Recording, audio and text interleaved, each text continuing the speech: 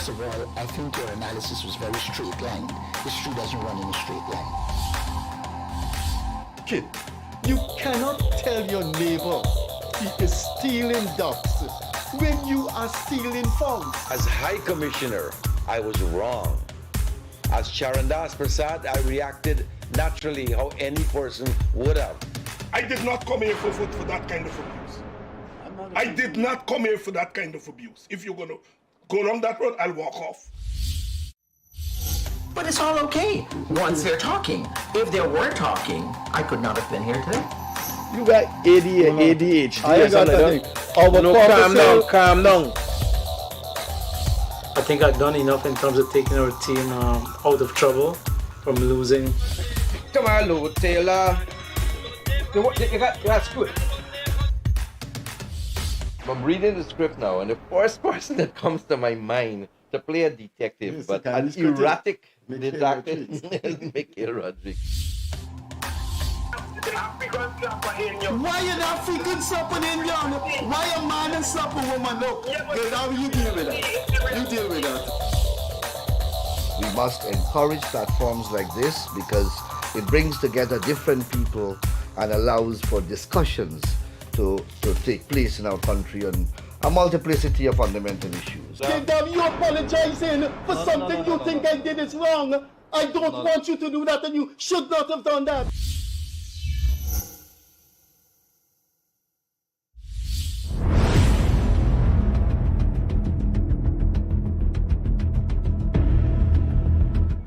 Hi there. Good evening. If it's nighttime by where you are, whichever country you're in different time zones, good evening or good morning, good afternoon, good day. This is the Friday call-in program of the Freddie Kissoon Show. The call-in program has been quite interesting since we started it 2.5 years ago, and it is one of the formats of the program that we do enjoy because of the nuances and the variety and also the stupidities of opinion. Don't forget, some stupid opinion can be irritating, but it shows you the different types of people in the world. So it's a rainy night in Georgetown. I don't know about the rest of Guyana, but in Queenstown, where the studios are located, it's quite overcast. And I came from the seawall this evening wearing this t-shirt with my dog, carried my dog home, and I came to the studio. Now, at the seawall, there are fewer people there because of the overcast condition and was drizzling. But no one, absolutely no one I saw was dressed for the cold weather. There were short trousers, t-shirts like me. No one, absolutely no one.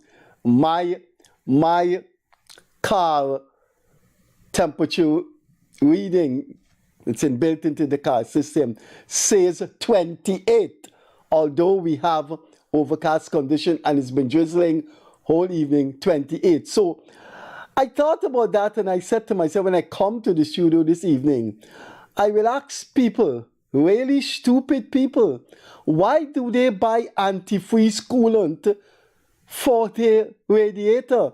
I came from the seawall where there's a small amount of people because it was drizzling and then began to rain.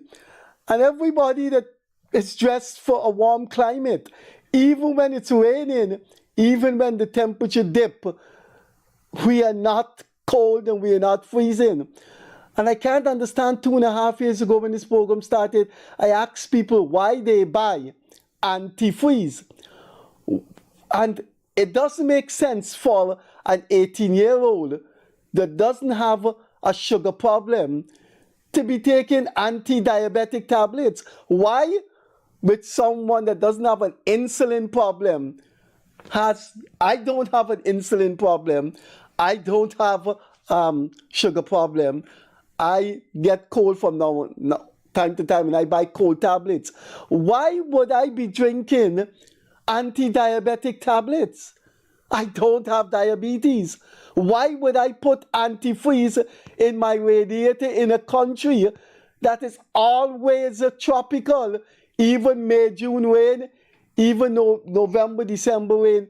And you go into these supermarkets and you see antifreeze Freeze, the term antifreeze. Antifreeze means when it's freezing, it weakens the freezing point. So it's hot. It stops freezing. So the coolant stops your radiator from freezing.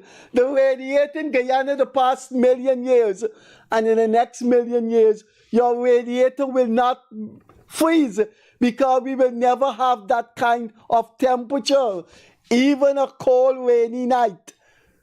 Why are you buying antifreeze coolant to put in your car? Commonsensically check the name. Antifreeze. Buy the kind of coolant that is not antifreeze. It's all over the supermarket, all over the car place. I buy one that's made in Mexico. It's not antifreeze, but you're not going to believe it. I don't know the last day I buy coolant. I throw water in the coolant that is in the car, and I've been doing that for months now. I swear there is nothing I love more in this world than my wife. Nothing. Tomorrow is our 46th anniversary, and I'm writing about her. And I swear on my wife's life, I throw water in my radiator, whatever the little red coolant that was in there, I keep topping it up with water. When you need the coolant because it prevents rust. But you don't need antifreeze coolant. So please take your mind out of the gutter and buy normal coolant in a tropical country named Guyana that you live in. I have shocking information for Guyanese who did not know, and for the rest of the world who did not know. And I think people in the world know. This is really shocking, explosive revelation I have for you. But it's not a revelation because it's public knowledge. But I'm saying this to you in case you don't know. I am going to wait a few minutes before I disclose it. And then I am going to keep revealing it or keep saying it on the program. It's really shocking.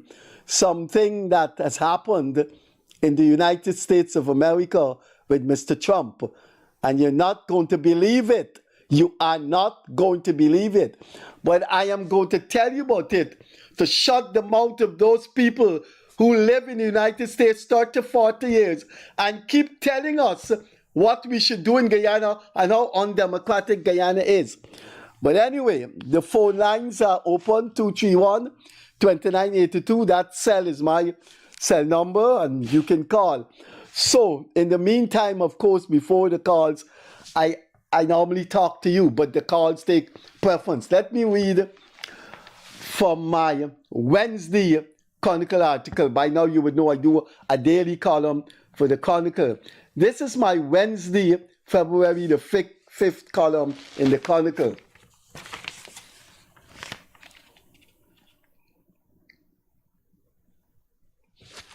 See that there?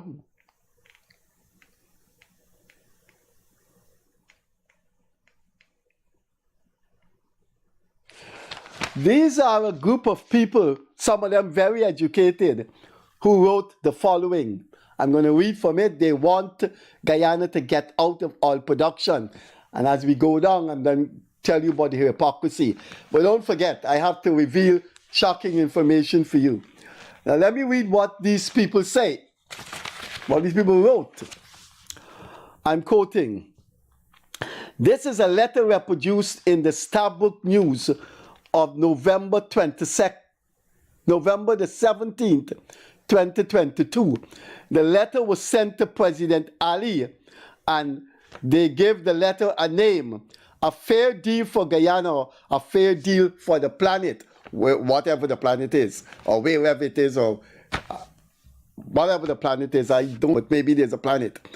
So this letter was written to President Ali and was delivered to the office of the president, and the letter had the title, A Fair Deal for Guyana, a Fair Deal for the Planet. I'm reading from the letter, then I will tell you who wrote the letter and where these people work. We are deeply concerned that the the government's policy to pursue economic development based on oil and gas is bad for Guyana. Oil and gas production are an existential threat to Guyana. Really? Let's read on. We cannot support government's policy to produce oil and gas when every ton of greenhouse gas pollution helps to destroy our original ancestral home and cause loss of life in African countries. Let me read that again. And cause loss of life in African countries. So greenhouse emission don't cause loss of life in Arab, Indian, Latin American countries. Let me read on. We call for a national moratorium on all petroleum operations in Guyana, offshore and onshore. This is a group of people, some of them highly educated. They want us to come out of oil. And they say oil is bad for the planet and oil will kill out people living in African countries. What asinine people. African countries. Why oil, if its oil production is bad, it will not kill people in India and in China and Latin America? Why only? What is happening in African countries that oil production will only kill African people? Anyway, here are the names of the people who have written this letter. They're all Guyanese. Dr. Janet Bulkan, she teaches forestry at one of the coldest parts of the world, the University of British Columbia in British Columbia. Dr. Bulkan wants us to stop oil production in Guyana, and she appeared in front of the the Inter-American Human Rights Commission of the OAS, Organization of American States, and asked the Organization of the American States to intervene and stop oil production in Guyana. And there's oil production in Canada, but she didn't ask them to stop oil production in one of the leading places of oil production in the world, Alberta, Canada. What kind of asinine humans are we dealing with? She lives in British Columbia, teaches at British Columbia, lives in a country where a part of it in Alberta has heavy oil production, and she went to the OAS and asked them to stop oil production in Guyana. What kind of humans if there's a God, he made? Dr. Alisa Trotz, she works at the University of Toronto. Why Dr. Trotz don't write about oil production in Canada and Alberta? Why is she writing a letter to the president asking to stop oil production in Guyana, and there's oil production in Canada? And she's been living in Canada for the past 30 years. Her children are Canadian citizens. She and her children pay taxes in Canada, contributes not a cent to Guyana. So if you know Janet Bulkan and you know Alisa Trotz, because people in Canada, in the diaspora, will look at this program, can you gently ask Janet Bulkan and Alisa Trotz to get in touch with the government of Guyana or the University of Guyana? They need their skills at UG. Why is Janet Bulkan in the coldest place? It's so cold in British Columbia that you cannot feel your face. I lived in Canada for 5 years studying for my doctorate at the University of Toronto. And my wife and I were going to visit her brother. And we turned back because it was 46 minus freezing. 46 below freezing. Why is Alisa Trotz in Toronto? It's very, very cold there now. Then there is this guy who is an unashamed mulatto Creole proponent. One of the persons who has an insane hatred of the People's Progressive Party for unapologetic racist reasons. Dr. Nigel Westmus. He works in a place a college that has investments in all companies, Hamilton College. Why isn't this guy working at UG? Then there is Dr. Maya Chotz, the sister of Dr. Alisa Chotz. These are the people who signed the letter to the president. Dr. Maya Chotz works at the University of South Florida. What is Dr. Chotz and her sister, Alisa Chotz? Why aren't they working in Guyana? So they can help us to develop, because remember, we have to come out of oil. We wouldn't get that money from oil. Why is she coming and helping the University of Guyana? You know, foreigners listen to this program, wouldn't look at this program, wouldn't know what IPAS is. That's a Guyanese colloquial term. But it's not IPAS. You working in South Florida University, you working at British Columbia, you working at Hamilton College, drawing on big salaries, and Guyana must come out of oil production and come out of it now. If asinine is a weak word to use for these people, what other adjective you use to describe them? Well, let's go on to look at the other people who have written President Ali for Guyana to get out of oil production. Isabella de Caries, the co-owner of Starbuck News. Now, I am not certain, but I think the current editor-in-chief, Anand Prasad, may have the next to Isabella de Caries the most shares, which will make him and Isabella de Caries the two co-owners of Starbuck News. Of course, you know that's elementary. The amount of shares you have in a company determines your power over the company. So Isabella de Caries lives in the UK, where her son plays cricket for the English county of Middlesex, not for DCC, up the road where I am right now. DCC is in Landscape Street. I'm in the Looney Street right now, 3 corners from here. No, she lives in the UK with her children.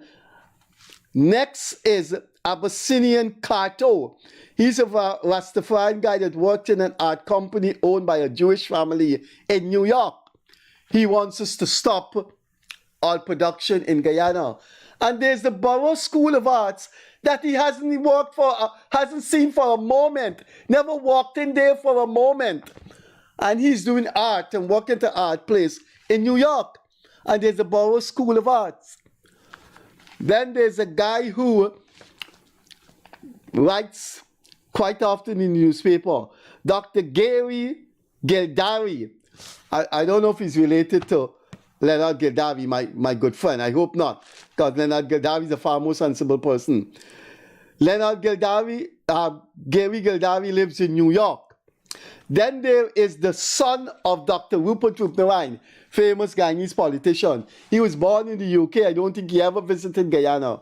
He's one of them that signed the letter to President Ali. Now this one is going to shock you. She's in her 80s. She left Guyana when she was 5 years old and lived in Guyana in the UK since then. Her name is Pauline Melville, and she's an author of fictional books, and she acted in a few English movies. Pauline Melville is one of them who signed a letter saying that we must come out of oil production. And she lived all her life in a country that benefit from oil production, Scotland, the North Sea oil in Scotland.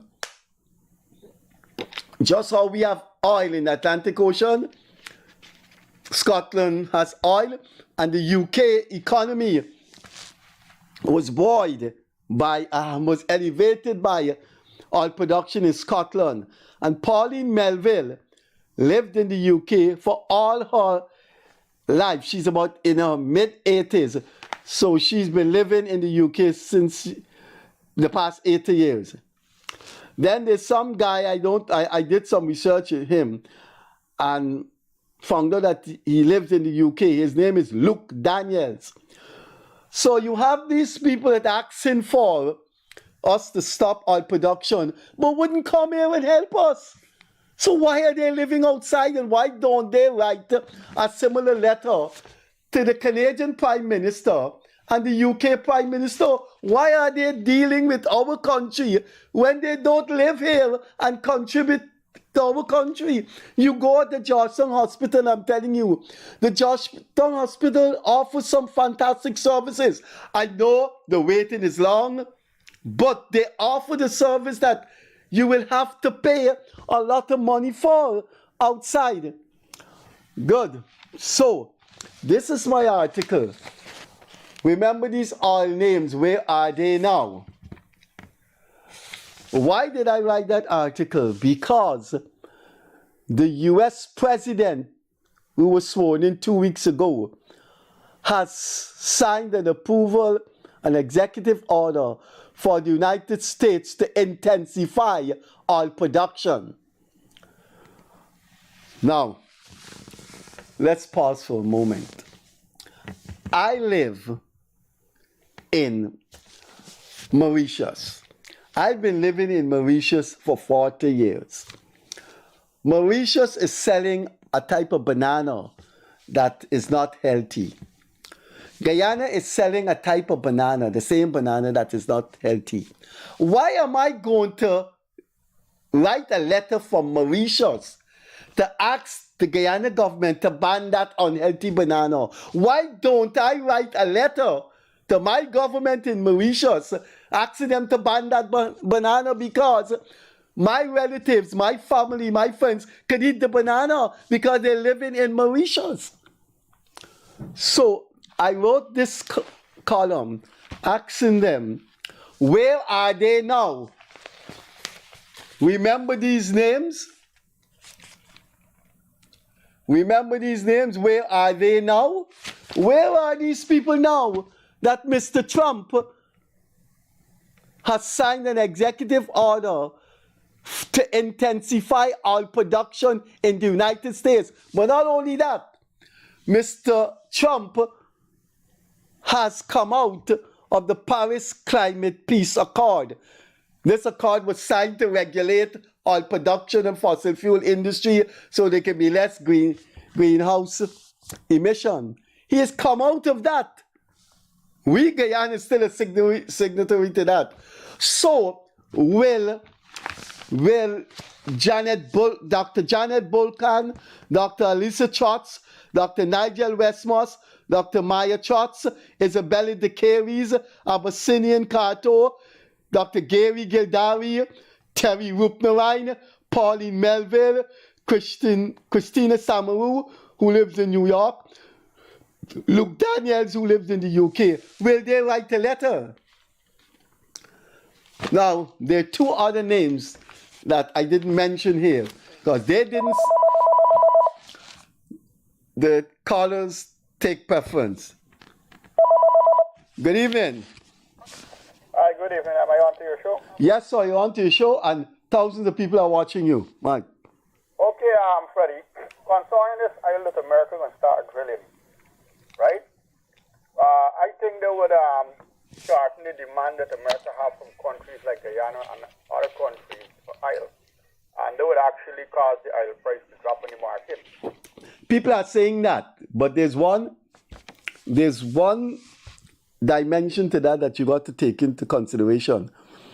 The United States oil demand from Guyana will probably go down, but that's years to come. But secondly, the demand for oil is so great that there will be markets for our oil. About the price, I don't know, but there are countries that if we continue to pump oil and oil prices go down because of U.S. production, there are other countries that will still buy our oil. They need it.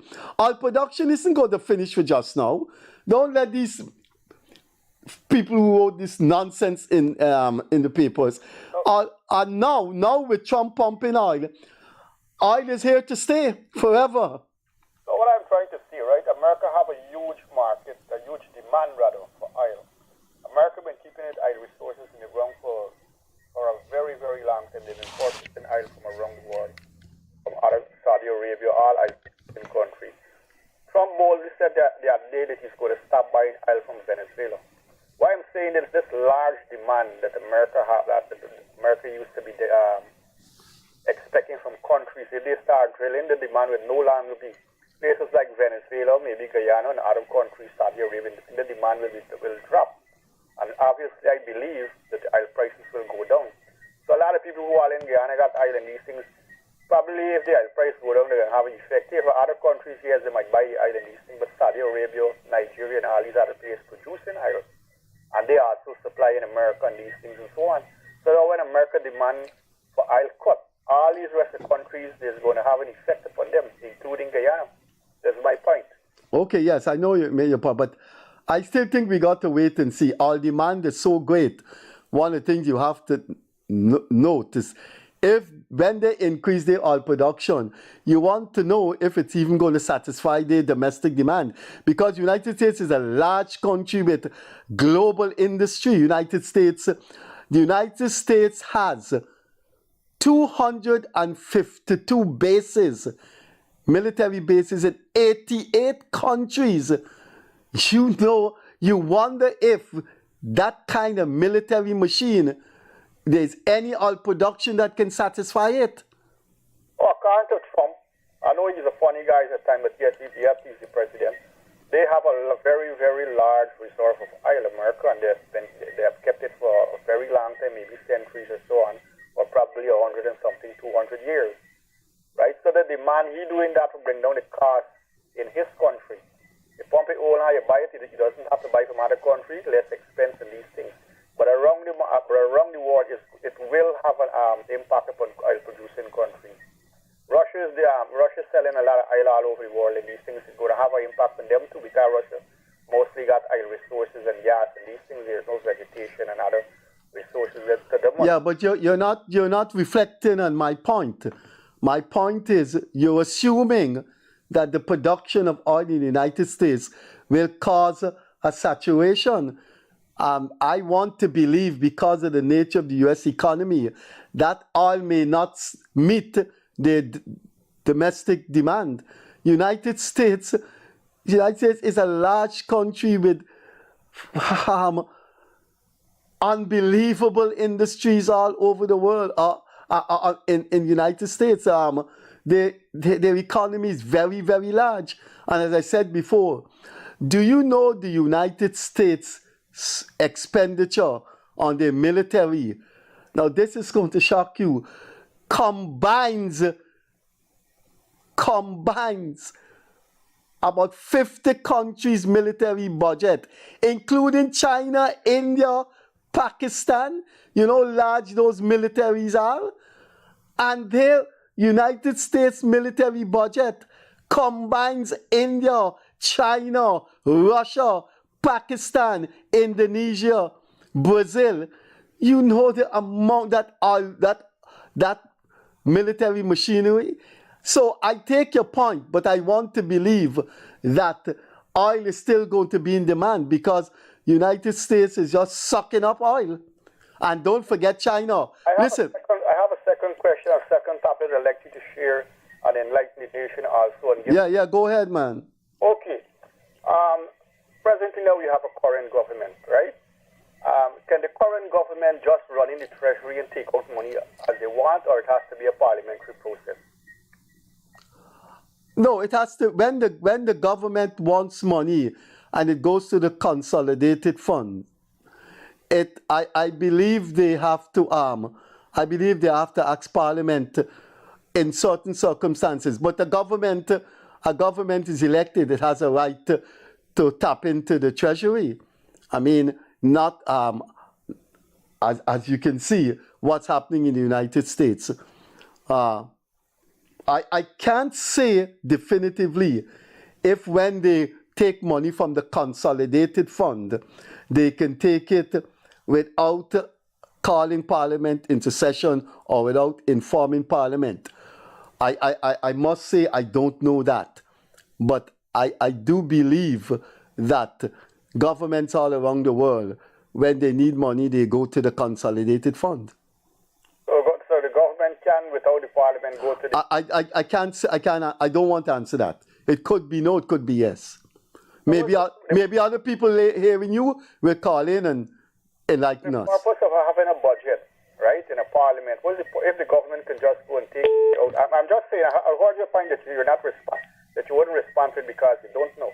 But if a government have the right to go into a treasury and take out money, then there's no need for a budget and a long budget debate. I am of the opinion that the money in the treasury and so forth, that the government have to go through a parliamentary process. I might be wrong, I might be right, but I believe that I'm right before money is taken out of it. That's my point. I believe that. But probably other scholars could shed some light on it. Yeah. I don't want to. I don't want to answer a question I don't know. Okay, thank you. Okay, bye-bye. Good, if you're listening, the guy said, if the government needs money and it got to go to the consolidated fund, when it goes to the consolidated fund, before it takes out money, it has to call Parliament for parliamentary approval. I want to believe the government could go to the consolidated fund in case of necessity. But I don't know if necessity or not, they have to call Parliament into session. So if you're listening and that's your area, then please let us know. My cell phone is 614-5927, and you can call me on my cell phone. So I have something to tell you that I started the program and say is shocking. And I'm saying this particularly for the attention of those Guyanese who stay outside 40, 50 years and tell us about democracy in Guyana. Here is what you need to know. The President of the United States 2 days ago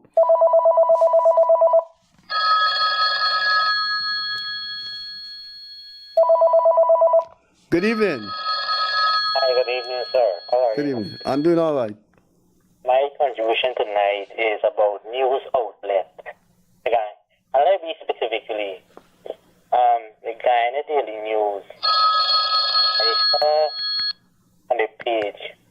I don't know what's the Guyana Daily News. I don't know, but that's all. I don't have a smartphone. I don't go on the phone and read these online thing. I know I read Newsroom, the Morava Waves, iNews, but I don't know about that. But I just want to shed some light on Guyana Daily News. Yeah.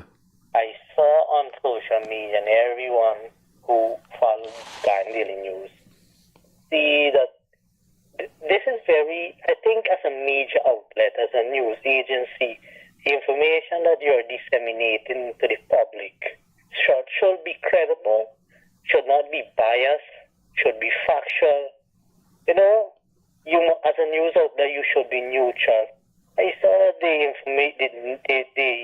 attacks on Azadi Mohammed, and it's really ridiculous as a news outlet. This is my contribution as a young individual. Who owns Daily News and who controls it? They have a PVPC logo on it. I see it marked like 2025 and onward. Okay. But this news outlet is popular. It's famous in Guyana. Most information does go to this. This news break information fast. I heard about it, but I've never visited the site. Yeah, but my contribution tonight, I think that news agency is going down gutter that they just will spoil the reputation. And it's really ridiculous to bash somebody. They actually published and told people to go at Mr. Mohammed business place at Lombard there. And people was there since 3 o'clock. These are false things you are putting out. Isn't there consequence for that? Isn't that news agency could be sanctions to certain things to disseminate false and fake information? I think, yeah, sorry, go ahead. I think that is totally wrong. I mean, for news agency, that's because that is what they do. They keep attacking and keep bashing. That's really, really terrible for news agency. And I guess that they come to realization and check the comment section and see the support that people support Azadi Mohammed. We live in a democratic country. We have a constitutional right. And I think that man didn't make it public and say he is running for president. The people are calling him out. He didn't come public and say, hey, I am contesting for presidency 2025. The people are calling him out. So for me, as a young individual, I think that no person should be victimized, intimidated, harassed, or being bashed of certain things. No. We are Guyanese, and despite of the political affiliation, we must live in love and unity. Thank you. Okay, bye-bye. Bye-bye.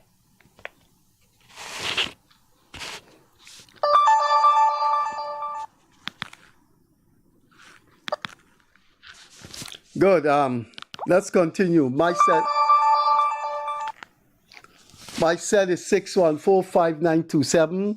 The landline is 231-2982. I started the program by telling you I have shocking information for you. It may be old information, the world may know about it, but I want Guyanese to know about it. Do you know 2 days ago? Good evening. A very good evening to you, sir. How is everything? Okay, sir. Go ahead. I have about 3 things to say, and I wanted to make it just clear.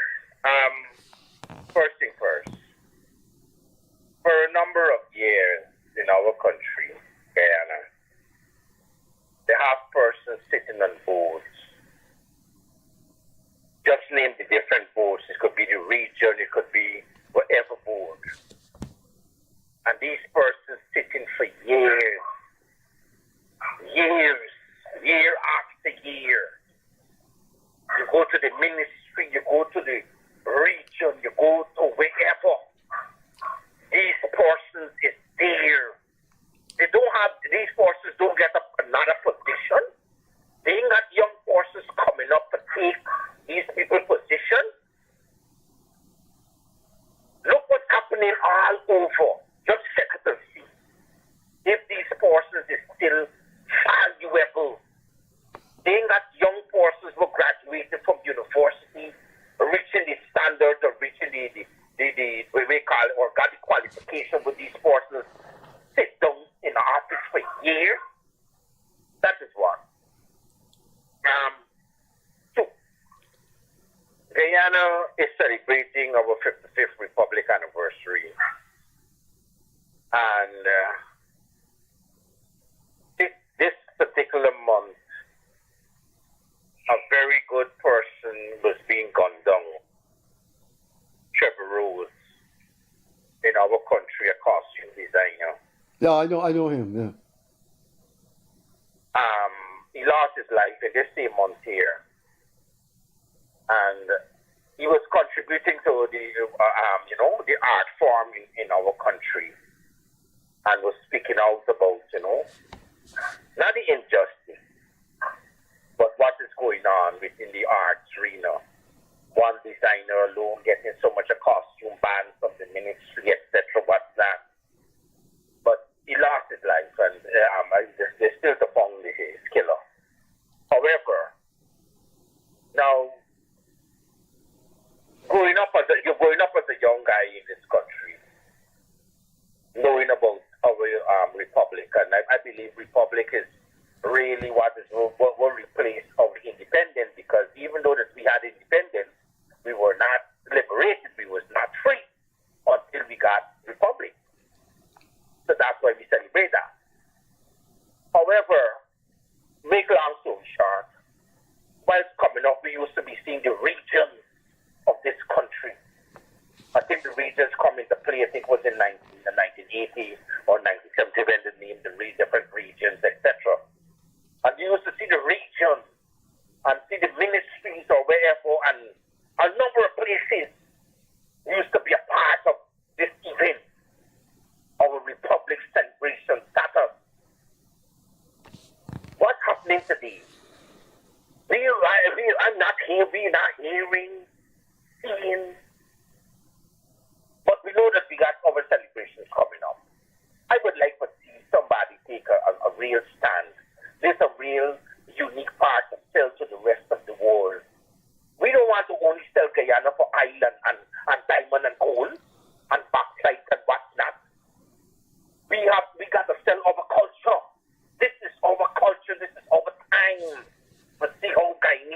if all of us 6 people coming together, right?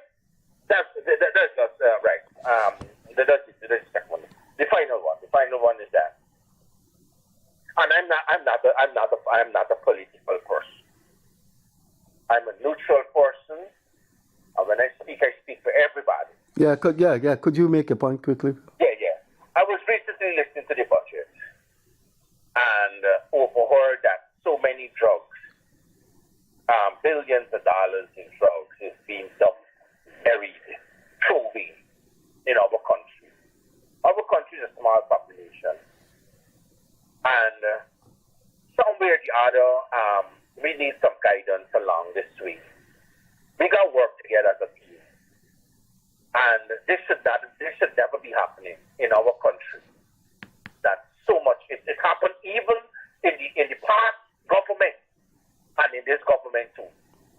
A number of expired drugs, billions of dollars, is being dumped every year per annum or wherever. And there should never be. I don't want to say that's mismanagement, but they need to take stock of that and strengthen the medical system in our country. It's going very well. I like how it is going, and I would salute the minister and whosoever. But that particular part, and I have some other more thing, but I would leave it for some other body to speak about. But that particular part, I don't really appreciate and like as a Guyanese, because that's taxpayers' money. They could be doing something for help somebody who can't walk. You could make a foot for them and you could let them walk, or you could help them to see, or do something with that same kind of money that is being done. Anyway, sir, thank you so much. Before you go, are you there? Yes, sir.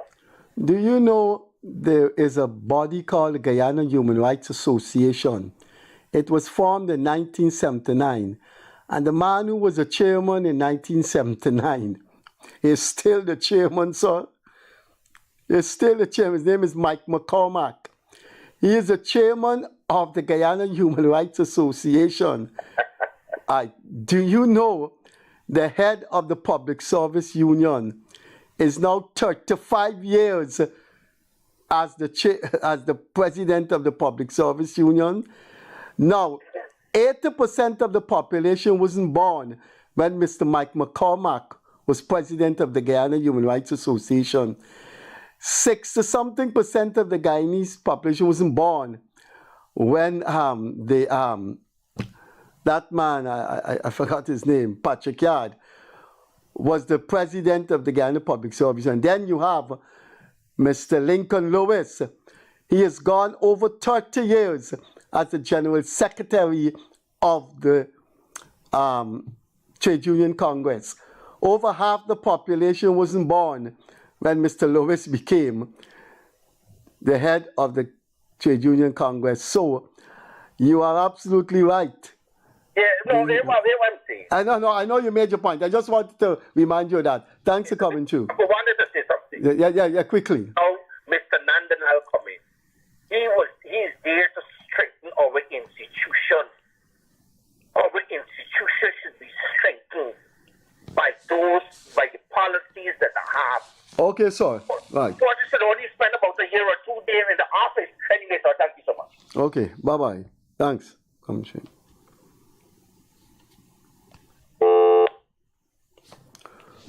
Good. 231-2982. My cell phone is 614-5927. I got interrupted 3 times when I was about to tell you about this shocking thing. And I want to talk about it on this program because I want to see how those Guyanese living overseas are talking all kind of nonsense about there's no democracy in Guyana. Like, I'm not going to tell you about this thing. The phone's ringing all the time. Hello. Good evening. Hello. How you doing, my brother? I'm doing all right. You know, they got one issue here. I don't know how this thing done dance. This thing is terrible right now. But man, I don't know why them police in this country don't look after them bus them this body, them mini bus them this on this East Coast, man. You just got to hear them.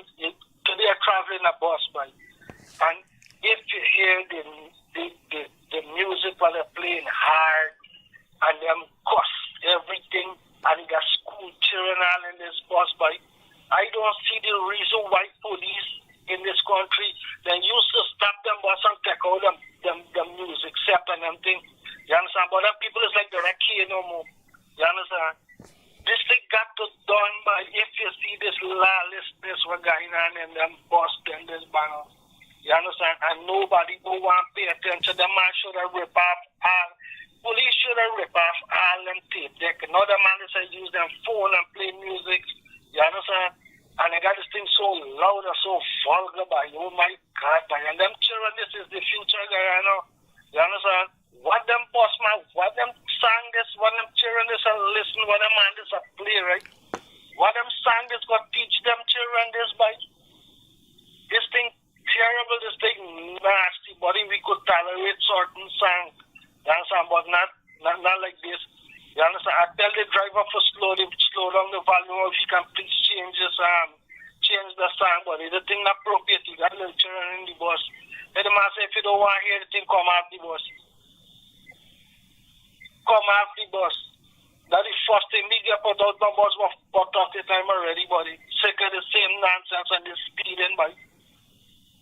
The police them now want to do nothing about this thing. They was do for 1, 2, 3 weeks, and after then they start pull out bus. Them bus speak and thing. The man is a guy speaker this in them panel. You understand? You not see them when you open the trunk. You understand? And then now go and get the speaker. They know what going on. By the police just know what going on. Let me tell you something, friend. This police force what we got in this country is the biggest chorus Guyana ever got. Is Guyana police force. You understand? The biggest chorus by it is so shame. You understand? For see them nonsense, this thing what going on, and the police them don't do nothing about it. You understand? Okay. Them only want to see you jump on like 5,000. You want to make a U-turn 5,000. You understand? Everything for them are 5,000. You understand? Them people is got nothing more like in their head for study, for do something. You understand? And the minibus union or something what you call it is a big disgrace. Minibus union is a big disgrace, buddy. Let me tell you something. Them people is at the course of this country. You understand? All right. They should have really see and do something about this nonsense, man. I'll show you. Buddy. How long this government, right, now start seize some of them bosses for them lawlessness, them banner, this not going to change. You understand? You got to seize it. Jail the driver and seize the bus. You understand? With them nasty speed and then dirty song what them does. They're playing them things this way. By this thing terrible, this thing shameful, man. I'm not telling you. Okay, yeah, you made your point. Nobody not do nothing about the situation. Nobody. All right, that is my contribution, my brother. Okay, sir. Thank you very much. Yeah, so that's the 4th time I got interrupted, but the callers take precedence. So let me see if I can reveal this information in case you didn't know. But I want to address the foreign Guyanese who write and talk about autocratic country. Mr. President Trump, President Donald Trump, has fired the chairman of the Election Commission in the United States. The Federal Elections Commission, which is a counterpart to the Guyana Election Commission. The president has fired the chairman of the Federal Elections Commission, a power that President Ali does not have. President Ali cannot fire the chairperson of GCOM. It's a constitutional body in which decision of parliament has to be taken on the way forward if the country doesn't want the chairman of the Elections Commission. The chairman of the Elections Commission can stay in the job forever with no one able to touch him or her. President Donald Trump has fired the chairman of the Federal Elections Commission, which is the body that oversees and pronounces on national elections in the United States. Now, you imagine these Guyanese who are living abroad. I will just tell you with some of them who constantly criticize Guyana's democracy: Janet Bulkan, Dr. Alisa Trotz, Nigel Westmos, Isabella de Caries. Those Isabella de Caries called this country a flawed democracy. Nigel Westmos wrote and said the country is experiencing social decay. And I would surprise someone like economist Desmond Thomas to have echoed that sentiment. So, is there a democracy in the United States? President Trump has fired the chairperson of the Federal Elections Commission. I don't know what is going to happen in the standoff.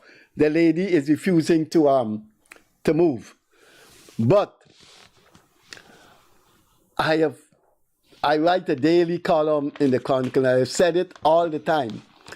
We are far more democratic. The system of governance, the constitutional system, the rule of law is far higher than many of the countries fools around the world. And in Guyana talk about we must look to the West. One of those fools is a guy called Vishnu Bisram. We must, to solve our problem, we must seek advice from Canada, the US. They can't solve their own problems. Do you know the French Prime Minister? Do you know President Ali cannot pass a bill in Parliament unless Parliament passes it? So if there is a rebellion in the ruling party parliamentarians, or if there's a minority government, a bill cannot pass. The Prime Minister of France can table legislation, and if Parliament rejects it, he can pass it, as what he did last week. The French president can also pass legislation without the approval of Parliament. That can't happen in Guyana. And I was surprised that Dr. Desmond Thomas sat right there. When I said to him, we are more democratic than the US and France, he said, no. But we didn't have time to go through it. So that is what I wanted to say at the beginning of the program. And I'm going to repeat it before the program ends more than one time. President Trump has fired the chairman of the Federal Elections Commission. That's the body similar to GCOM in Guyana. President Ali of Guyana, and no other person, the Chancellor of the Judiciary, the Vice President, the Prime Minister, no one can fire the chairperson of GCOM. It's a permanent constitutional position. It appears that the United States is less democratic than us in that respect. And you know, when you hear people writing these things about Guyana, and then people like Vishnu Bisram, we must ask the Canadians or ask the these people can't even solve their own problems. Can the United States advise Guyana about constitutional reform, about power sharing?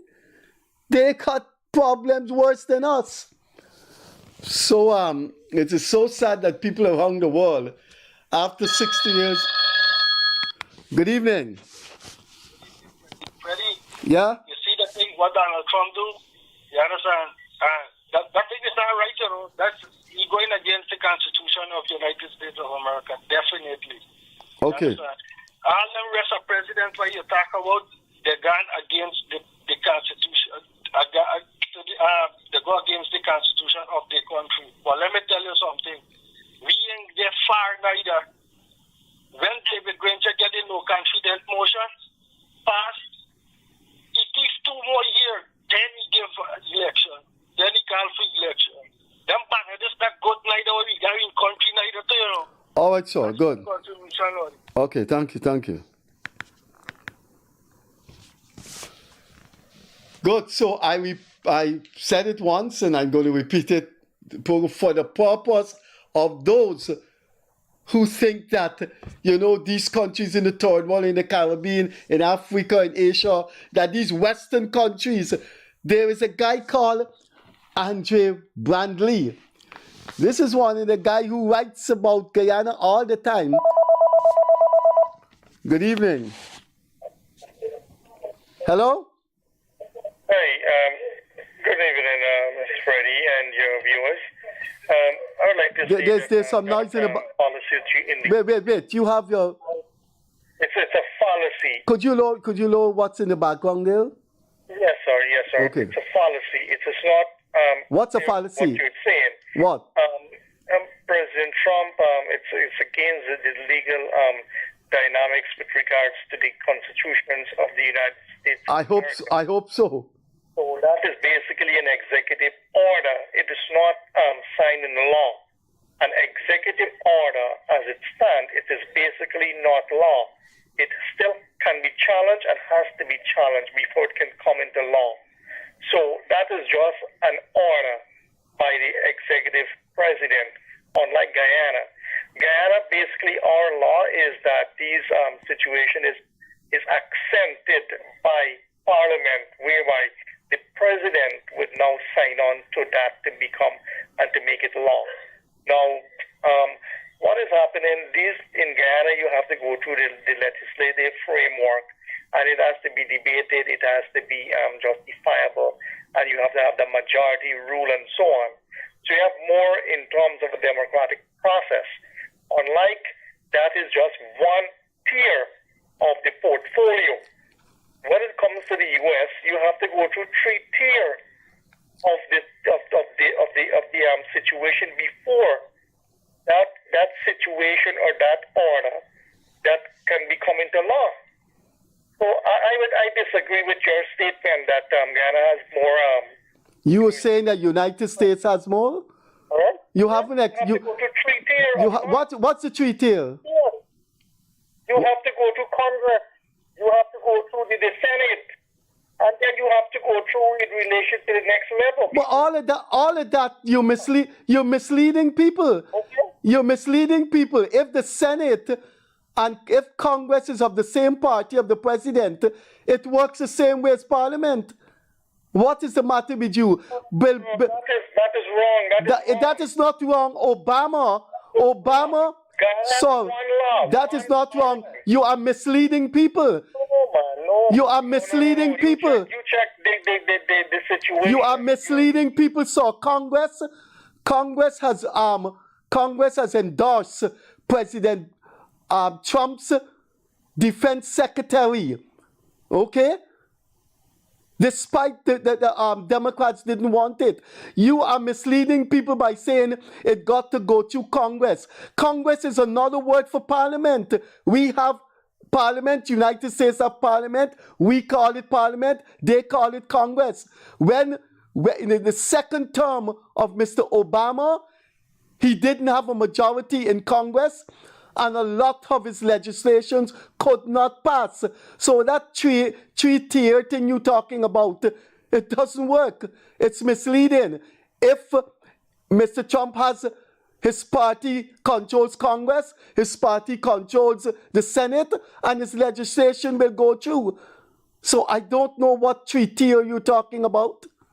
The thing you're referring to there just now, it what? Is the same thing that you were saying. What three-tier? They have Parliament just like us. They have an upper Parliament like Trinidad called the Senate. But which party controls the lower chamber and the upper chamber will have their legislation pass? Currently, Mr. Trump controls both. All right? And he has majority in those two parliaments. I'm listening to you. Hello? So I don't know what you're saying. I don't know what you are saying.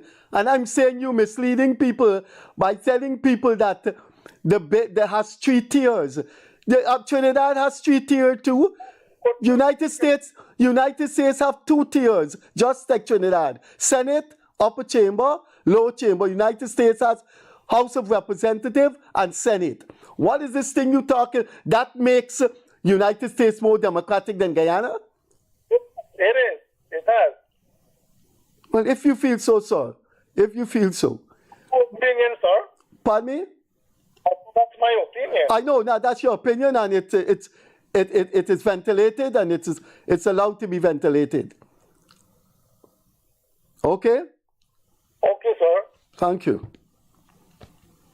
No. Now, I hope, operator, the monitor is gone. Could you return the monitor, please?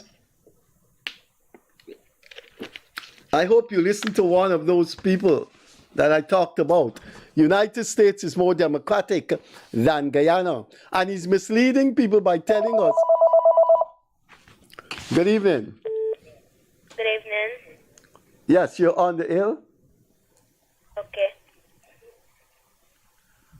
Yes, madam, go on.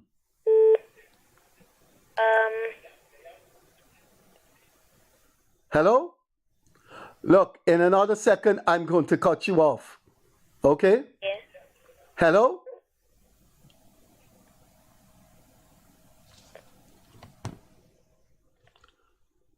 Good.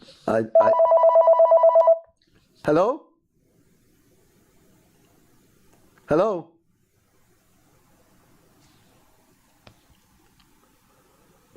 Good. Let's continue with our discussion. As I said before, the United States president has fired the chairman of the Elections Commission. The lady said she's not going. Good evening. Good evening, Mr. Freddie. Yeah. Is this platform is to discuss about America politics or what's going on in Guyana? This platform is to discuss anything. If you read the advertisement advertising the program this evening, it says call in and talk about anything in Guyana and the world. Yeah, but we should have concentrated more what's going on in Guyana instead of the world. Well, and I think the world is one united village. There are 1 million Guyanese that live outside the Guyana. And they live in the United States, Canada, Trinidad, and the UK. So they're also interested in things that go on in the world. And we should be interested in things that go on in the world because we are a small country that depend on the world. And as you could see in 2020, if the world did not intervene, we would have had permanent government. So it's one global village, and what affects one country affects another.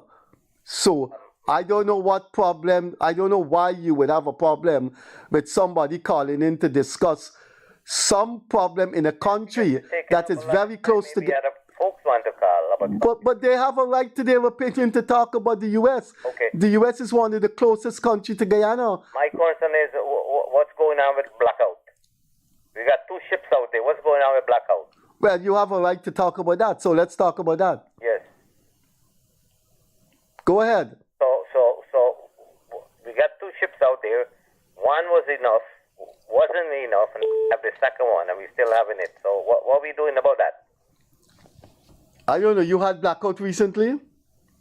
Yesterday? Every day you're getting blackout. Okay, well, that's... Morning in the afternoon. You know where that is? Where that is? It's Region 6. Yeah, that's unfortunate. I don't know. I know we had about 2 hour or hour and a half blackout last week, where I am in Turkine. Now in Region 6 you have it every day. If not in the morning, at night. I have to say that is unacceptable. I hope there's an explanation for it. And I want to know how come Joel Bagundin has his 100,000 grant and you don't have yours. Well, I don't know how he get his. That's none of my business. I mean, maybe he knows somebody that you don't know. I will just wait until it's sharing out, and maybe he belongs to a group of people that got it, like public servants get it, teachers got it. I think he's a member of the public. He is a procurement commission. He's a procurement commissioner. So maybe those kinds of people have been given their own before. But you are a pensioner. That includes you. You had the first preference. Yeah, I don't know what happened. I guess we have to wait. But I don't know how Bagwinin got his own, and I don't want to speculate because I know people working at the ministry got theirs. Maybe because they are public servants got their own. Okay, you have a nice night. Okay, thanks. Bye-bye.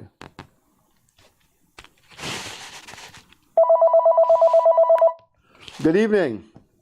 Good evening, Mr. Freddie. Yes, sir. Are you hearing me clear? Loud and clear, and I'm sure all the other viewers are hearing you too. Yeah, my contribution first of all I want to say about the nurse. The what? The nurse that climbed that truck to try to save the guy. The truck that crashed. Okay, yeah. Yes, I want to say, and I hope she listens, that may God bless she and her family, and give her good health and strength, because we need humanity in this world, and that is what you call humanity. I was so impressed with her, with she and climb up that truck and try to save the guy. Yes. So, hello? Yes, sir. Yes. And the next thing I want to say, the APNU, AFC, are just wasting their time. Because they're not going nowhere, no matter what. Anything they try to talk about Jack Dale and talk about a finale, them be the worst thing. I see the press conference where Jack Dale talk about the land, the 75-acre land. I was listening to it. So, they're just wasting their time. Doesn't matter what they do, they try, they're scandalizing everything is scandalizing. Just like what they did in 2015. And they can't win the PPP, no matter what they do, the PPP will come out on top. Nobody stopped the PPP. Nobody. Because the people, the parties for the people. No matter what people might say, but you have bad people inside who are put to do things for people. We understand that. But you can't blame the government for everything. But the government is doing a tremendous job. And I want to say something. I don't know all the opposition parties like them sleep with Jack Dale in their mind. Because like when they sleep, it's only Jack Dale. They can't come out of anything of Jack Dale. Because they hate the man so much, and the only man they know they can't overcome. The man is too brilliant for all of them. They know that. That's my contribution. Thank you. Okay, sir. Hope to hear from you next Friday. Bye-bye. Okay, bye. Good. 231-2982, 614-5927. Now, I said at the beginning of the program about what Mr. Trump did, that I don't know if Mr. Trump is going to succeed. But whether he succeed or not, he issued an order firing the chairman of the Elections Commission. And why I brought it up. Good evening. Good night. Yes, good night, sir. Yeah. Well, this issue with this blackout, right? This blackout thing. If you get 1 2-hour blackout or a half an hour blackout or a 30-minute blackout and anything, people got dead in this country. Me want to know if you get on to a 5-minute blackout, like if how people are talking about this blackout, they got 2 shifts, 3 shifts, 4 shifts. You understand? If the country are developed, the country got to plan posts, the country got to do more housing projects, put in more posts in thing. People got to get their blackout for run wire to the village and the new housing scheme. Why them people just getting on so stupid, Mike? Huh? You understand? Any least thing that you want our blackout or 2-hour blackout, me get blackout. When they drink the rum shop and thing and wine for man and them thing and so then I get blackout. Watch it, sir. Watch it. You could disagree with people, but don't get vulgar. Me not get vulgar, but this is just the thing that's a petty. All right. This is the 3rd time you came on the line, and I appreciate your calling. Take care. Bye-bye. Let's answer this call. Hello? Good evening. Good evening. I have one question. Yes, madam, go on. What is your thought on Donald Trump firing the chairman? I don't think he should. I don't think no one who contests an election and win it should have the legal authority to fire anyone in the Elections Commission. It's a conflict of interest. How can you be a candidate? The Elections Commission should be above the contestants, like it is in Guyana. The president cannot touch GCOM, and President Trump should not have the power to interfere with the Elections Commission in the U.S. I'm not too sure he has that power, but he has fired the lady. The lady, of course, is not moving, and it may end up in court. But no, I think the Elections Commission of a country should be insulated from party politics. And that's why in our country, the president cannot touch the chairman of GCOM. And what is your thoughts on him sending back the immigrants? I don't agree with that. I don't agree. I think the United States has 152 bases around the world in 88 countries. The United States and the UK and France have gone to all kinds. Pakistan and India are two different countries because the British went in there. They went all over this place and occupied the world. Why are they sending people out now? I think the United States should take those immigrants the way Germany did. In 2007, Germany took in 1 million Syrians. The United States has the capacity to take them. Do you know what has not been made public in this country? We have a long-serving Foreign Service officer named Neville Bisembo. Right, we lost that caller, but she asked me if I agree with Trump sending back the immigrants. I certainly don't disagree. I certainly disagree, and I think the United States should take those immigrants. They have a moral, legal, and historical obligation to take those immigrants. This is one person in the world that do not agree with that policy. The United States has the economic capacity to take in those immigrants. Germany took in 1 million. Good evening. Hi, good night, Dr. Freddie. Today I was listening to AFC press conference with the leader defending himself against the assertions, the lands that you have gotten, the 75 acres. Yeah. I want you to raise something when you have your future programs, when you have a legal mind with you. You're stating that his transaction is initiated in 2016, and he got it in 2019, but 2016 was before the government went into caretaker stage. And there was no confidence. No confidence started in 2018 when it was passed. But if the transaction was initiated when the government was legal, I think it's supposed to be initiated and not pass when in a no confidence, when in a caretaker mode. They're not supposed to be able to issue the lease when they're in caretaker mode. So I don't think that's a defense. But he's trying to justify it through that means. I don't know what you think about that. I don't think I didn't know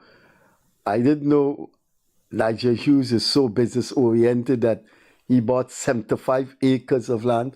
Yeah, there's a lot of things being revealed now. When coming into the election, you will hear a lot of things more going to be coming out. Well, I always say to people that when you throw your hat in the ring in elections, it's not 4 months before the election that matters. And when it comes down to crunch time, you see how many things are going to come out.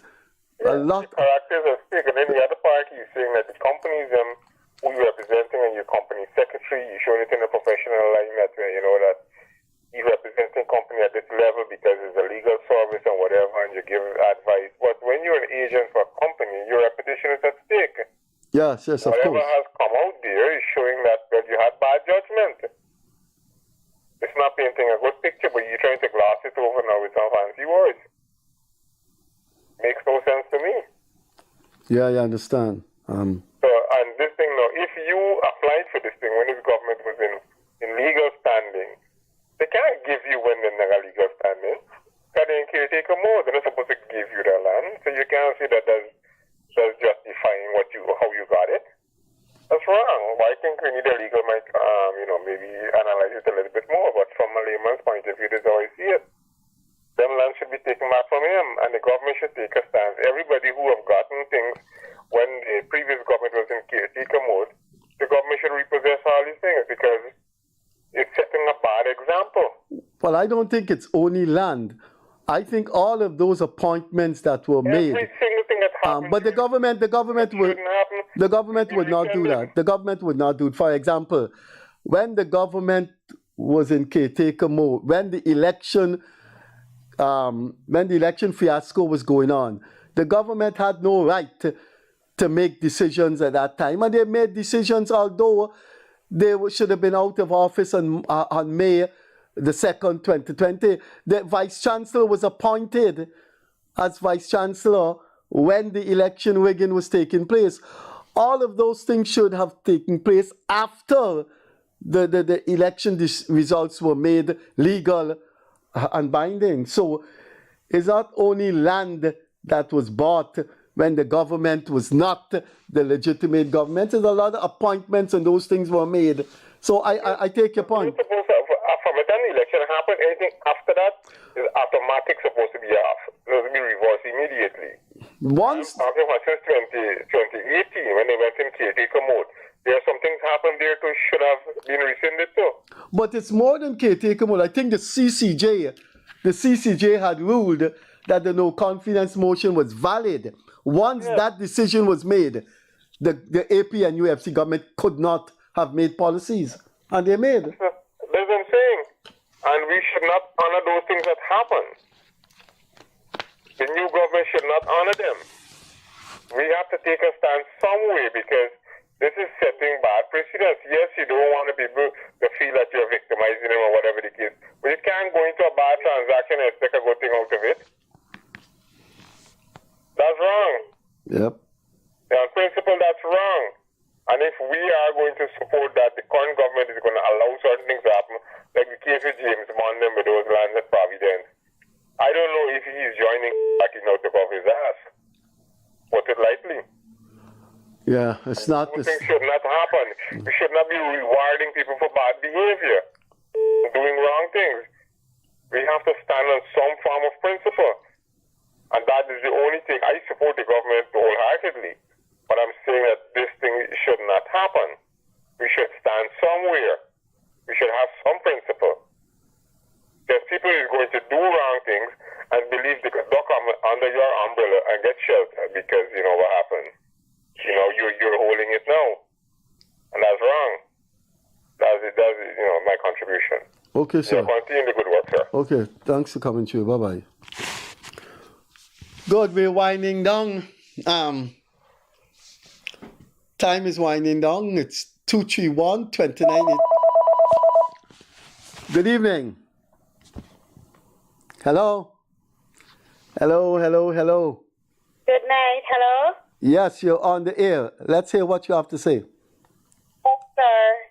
I am just calling to concerning about these truck drivers on this road, right? I know. A lot of people are concerned with it. My wife and I were talking about it this morning. I live on a street where I see hundreds of them every month. I look out of my window veranda and I see them all the time. I live on a railway embankment. I want to know where these contractors find these truck drivers from. I don't think it's the truck drivers. It's like everything else. It's like they have people in this government. I support President Irfan Ali.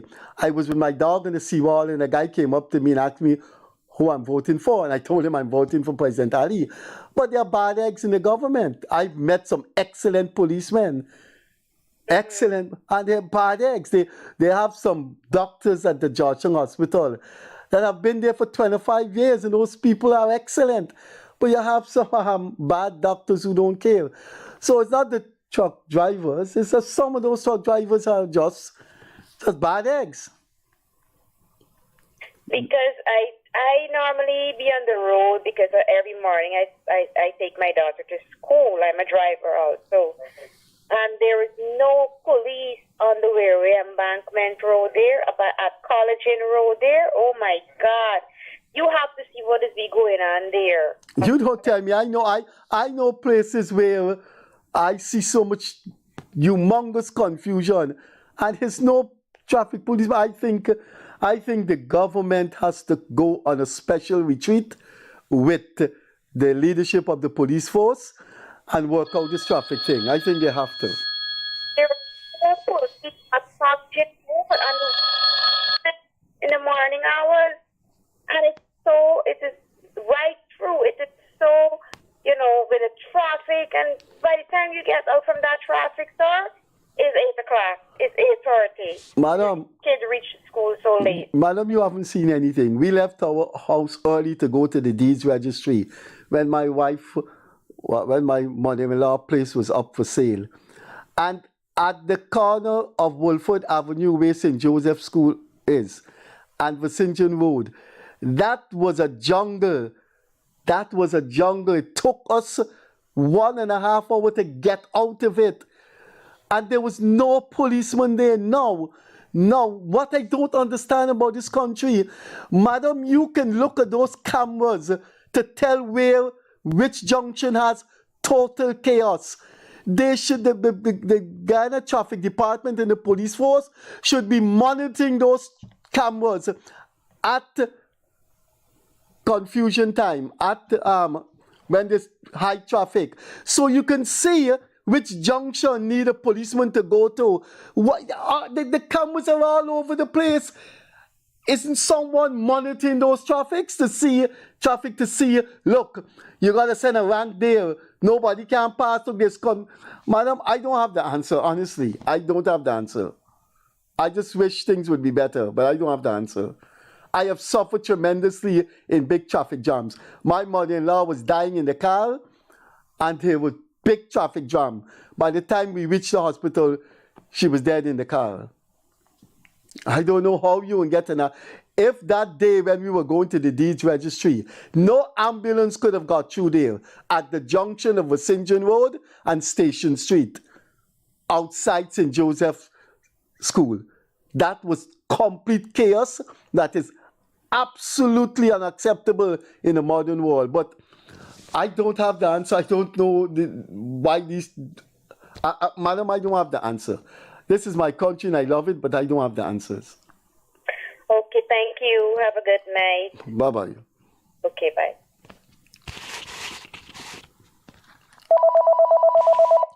Good evening. Good evening, Mr. Freddie. Yeah. I talk about the police at time. Since this camera come out,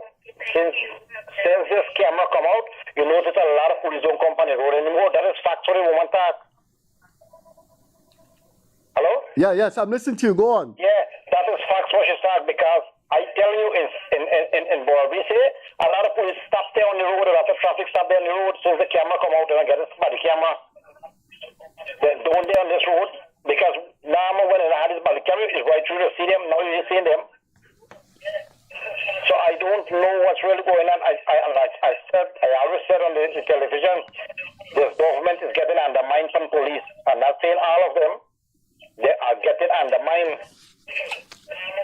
Because there's a lot of noise in the background there. Could you, whatever's happening there in the background?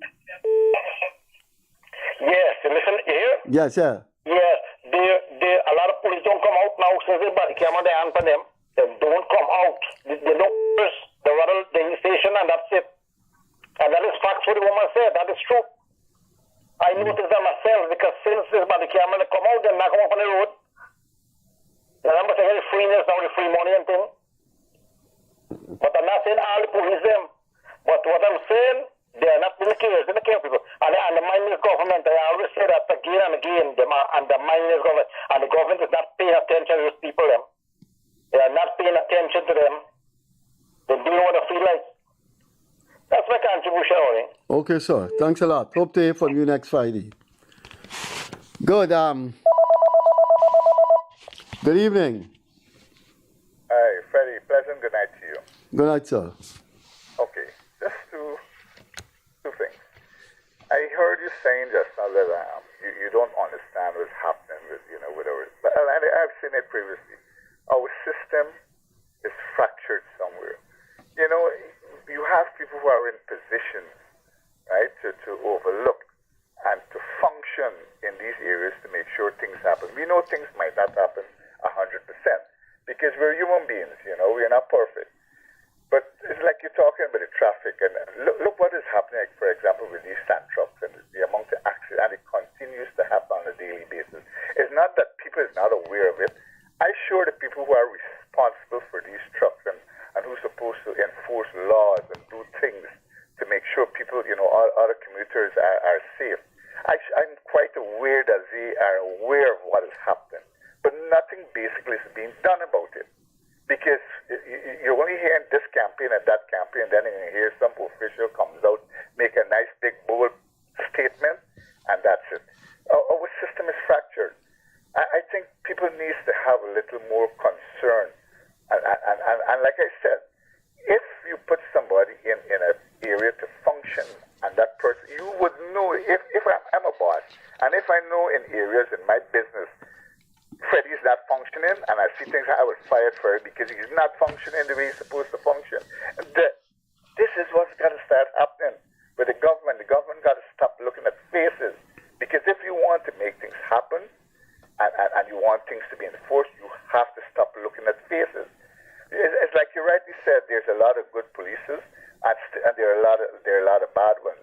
We know that, right? But when it comes to a lot of things, we need to enforce the law. We need to have people who would love to do their jobs, and we need to have the people in these senior positions that have people who are supposed to be enforcing these laws, supposed to make sure that these laws are enforced. But we are fractured, and the system, it's completely breakdown, and it's very sad, because it's really the small people and the people that are suffering at the end of the day, because innocent people are dying on the road because you got a set of people speeding. It's fractured in the sense that these young guys that are driving, a lot of them are young people.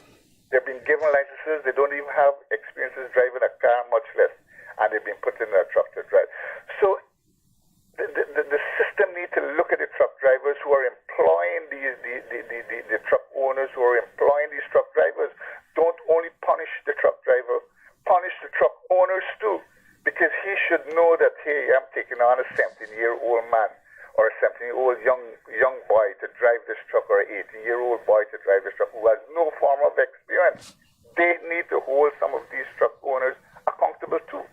But they would not, because, like I said, part of the system is failing us. And, it's very sad. It's sad. And I've mentioned it before. It's really a sad situation, Freddie. Nevertheless, I know that we are developing, and I know we complain about the roads, but we want to develop ourselves, because let us Guyanese do it ourselves. But like I said, we need to have firm people overlooking. Freddie, I think you're doing a good job. Okay, sir. Thanks. Bye-bye. Okay, time is going. If you just look at your time, you will see we have 3 minutes more. So let's have those calls, or if not, let me repeat what I said before 3 times, and I'm going to repeat it because I find it alarming. I find it alarming theoretically, I find it alarming politically, and I find it alarming in the context of those who write and say all things about Guyana. We have something called National Sovereign Wealth Fund, National Resource Fund. And because the owner of Starbucks News, Isabella DeKim. Good evening. Hey, Mr. Freddie. Yes, sir. Contribute to the caller, the saying about what happens if you get blackout 1 hour, 2 hours. How are you going to hold the government accountable if you got people like them? Because you don't know what he's talking about. They got 2 ships that you still getting blackout. This is a small country. But he got to be waiting for the $100,000. That's why he's saying that. You have a good night. Okay, sir. Yeah, as I was saying, I brought up the question of President Trump firing the chairman of the Elections Commission. Now, I don't know if President Trump will succeed. I don't know if he will lose the case in court, but he had the temerity to fire the person in charge of elections in the United States. And I brought that up because I want to see those Guyanese who write and criticize Guyana all the time. Who write and criticize Guyana all the time. Look these names. Look these names that I read out. I want them to write and tell us how they feel about what is going on in the United States. That the president fired the chairman of the Elections Commission. Those very people, those very persons will fire off a letter tomorrow if President Ali had fired the chairman of GCOM, the chairperson of GCOM. You will hear, we've become a dictatorship, we've become this, we've become that. They sit in their own country that are not democratic, and they sit in their own country that are not democratic, and they run down a country that is in fact democratic. Anyway, look, I am going to count to 10 because our time has come. You sit in the council here for an hour and a half and you don't know where the time has gone. So I'm going to count to 10, and if there's no call, we will see you on Monday when we will have our guest. So let's count, and if no caller, our program has come to an end. 1, 2, 3, 4, 5, 6, 7, 8, 9, 10. That's it. This Friday edition of the Freddie Kissoon Show has come to an end. I wouldn't take any calls because we're 3 minutes over time. And once we go over time, the operator has to go. The operators them have to go home. So thanks for being with us. These calls are very, very interesting. So we'll see you on Monday when we'll have our guest, Anne Leonard Craig. I think we got to go. The time is gone. I can't answer this call because I have to look at the operator's rights. He's entitled to leave. So